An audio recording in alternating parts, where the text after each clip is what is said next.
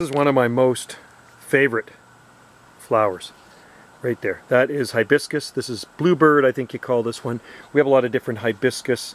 We have doubles too. Doubles really don't do anything for me. I like the singles. They represent Hawaii more to me, even though this is a much more cold hardy species than the ones growing in Hawaii. Loaded with flower buds and growing beside a fig. Unfortunately, the fig's starting to cover it up. And Wendy was asking me about the figs. There's a fig there.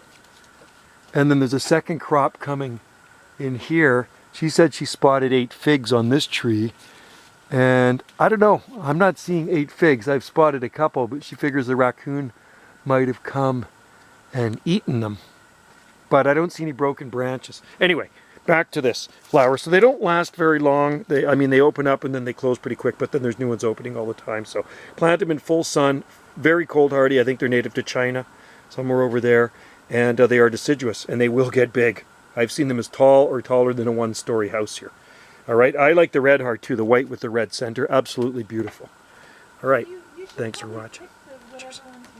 The figs aren't ripe yet, I don't think. This one here, no, it's still kind of hard. Oh, this one, hang on. Not. I only seem to. You have to come down here and look for them. Oh, there was a ton of them I saw. Yeah, I don't know where they are. I don't see broken branches, so. Remember that day I said, oh, it looked like